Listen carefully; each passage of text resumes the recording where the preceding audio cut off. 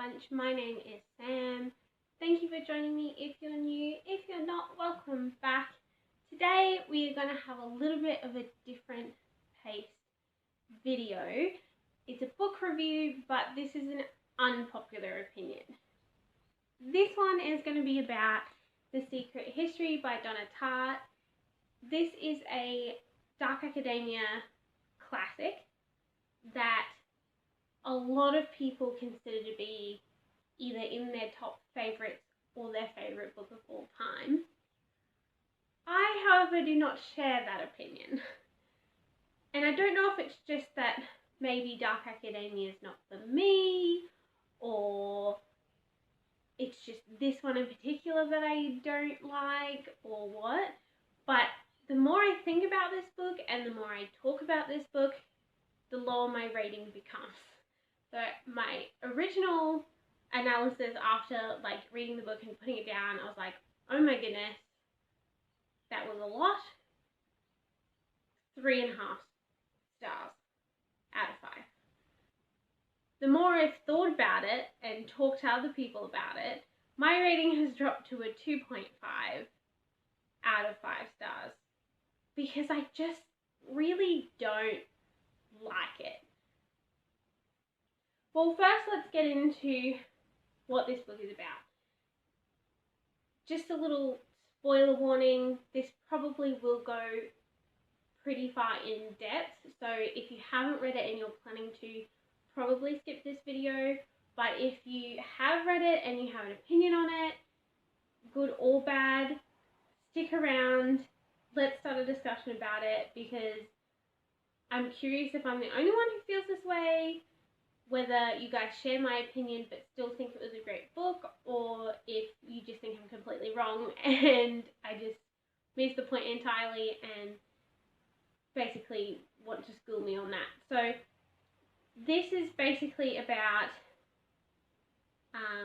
this kid, Richard, who goes to this elite school called the New England College, and he basically wants to, or decides to, study Greek. So he had originally at a different university studied for a couple of years in Greek, so he already had his footing in it, and when he transferred to this new college, he came to the conclusion that he would like to study Greek. The issue is the Greek teacher is very particular about who can and cannot join this class and the number of students that he has. So normally he only has a class of 4. Is it 4? I've already forgotten. It might be 5. 5. Sorry, a class of 5. And he basically tells this kid, Richard, no, you can't join my class, basically. I've already exceeded my limit of 5 people, try again another time, kind of thing. However, Richard basically ends up proving himself to this teacher that he's worthy of a space in this school, in the Greek class specifically. And so the uni lecturer ends up changing his mind and says, okay, you're in, but you need to drop everything that you were previously doing. So he has to drop all of his classes that he was doing and change to this specific curriculum for Greek. That's kind of how it starts, and at first you're like, oh, okay, this is cool. It's got that whole school vibe where everyone kind of looks a bit fancy in their suits and their brown leather and their everything, and they carry around these big heavy books, and it's a bit whimsical with the fountain pens and everything. And that bit I was totally on board with. Loved that, loved the atmosphere, thought that was great. However, and this is kind of where it gets a bit spoilery, the kids get involved in this Greek ritual that they try and make come true. And it's very immoral. It's essentially a big drug-induced orgy from the sounds of things, which immediately I was like, okay, where is this kind of going. It doesn't give you too much detail, so like, it isn't, like, you can kind of read it without, I don't know, feeling weird about it, but yeah, you kind of read past it and you're like, okay, that happened, and then people start dying because they accidentally kill someone while in this state, and then they try and cover it up, and then while they're covering up, they kill one of the people in the group, their friend, because he kind of is like, no, we need to tell people, and kind of starts losing it and blackmailing them, and because he becomes this annoyance, they just kill him off. And I'm like, what? Like, it just didn't sit right with me in regards to, like, I would kind of get it if, like, it was framed in a sense that, like, the way it was written, the way it made you feel was like, okay, you know this is wrong, and, like, that's what it's meant to be. Like, it's just meant to be this tragedy where everything just falls apart and it's wrong and they just get consumed by evil, and that's kind of what it's about.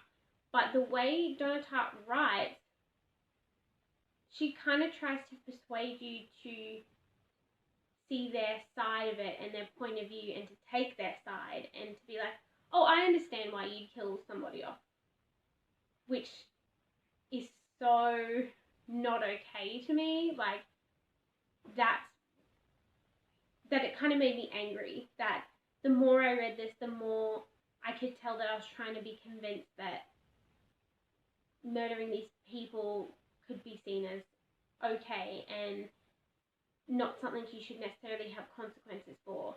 And, like, even though they did suffer kind of towards the end mentally, they never got caught. Like, they never went to jail. And then some of them committed suicide, so that's a trigger warning for sure. But, like, they didn't actually, like, the ones that kind of survived the whole ordeal, including Richard, who is writing this book about it, they didn't really have any consequence. There was no justice to what happened. And you're kind of meant to be like, oh, okay. Like, it's kind of okay because they feel bad. But I don't see that as okay, if that makes sense. And I don't know if, like, I don't know if that is what all dark academia is like, because I know in dark academia, like, things go wrong, people get murdered, it's always set in a school, secret societies, all of that kind of stuff. But, like, is it always written in such a way where there's no justice and you're meant to be okay with it and maybe even agree with what they've done? Because that part, if that's what all dark academia is like, it definitely isn't for me. If it's just this book, please let me know, because I would like to give dark academia a proper chance if other dark academia books aren't in that moral strain. But yeah, I don't know. Let me know what your thoughts are about it. Let me know if you agree, if you kind of took their side in what they did and why they did it, or if you're kind of with me and you're just like, no, it's wrong.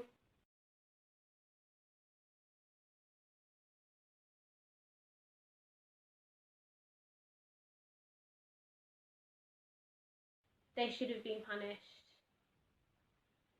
regardless of their reasoning, kind of thing. But the reason I gave it 2.5 out of 5 is I think that Donna Tartt's writing is good. Like, that was the only reason I kept reading after all these terrible things kept happening. Like, even though none of it sat with me well, I continued to read it because her writing style is nice, even though what she's writing about is horrible, and her, I don't know if it's her moral stance or just the fictional moral stance that you're kind of sitting on. Regardless of that, the actual way she writes is nice. And I don't know, there was a small part of me that hoped it would get better, or at least that there'd be justice in the end, and there wasn't. And yeah, I just ended up sitting there going like, what did I just read? Like, and I couldn't shake it. I couldn't get it off my mind. And like, in some circumstances, when that happens with a book, it's a good thing, and it means it's a good book, and it means it's affected you. But I didn't want to be affected in this way, if that makes sense. So I wouldn't recommend this unless you already really like dark academia and you're interested in a morally bad point of view, I guess.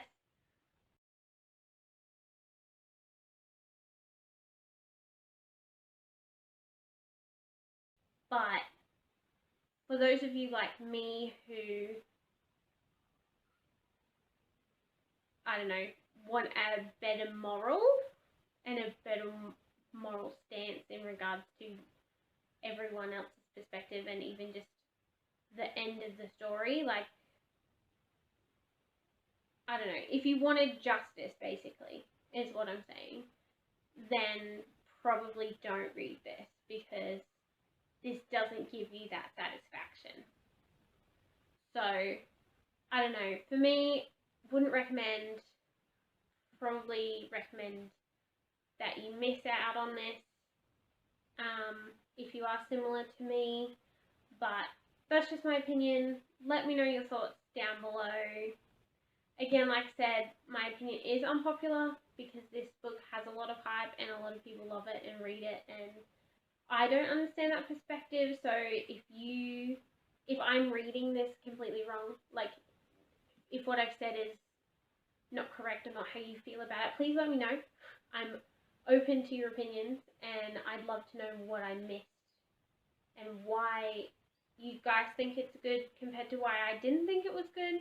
If you think I misinterpreted what was going on, because yeah, I don't get why this is popular, but that's just me. Thanks for watching. That was the book bunch for this episode. Like I said, let me know in the comments below your thoughts. I would love to have a proper discussion about this. I know it's a bit spoilery. In the comments below, because I flagged this kind of as spoilery, feel free to spoil it. Maybe just put a little warning at the start of your comment, but I'd love to know your opinions, because I know that mine is an unpopular one, and I would love to understand your perspective if you agree that it's a 5-star book or a 4-star book. Because yeah, I just don't get it, and I don't know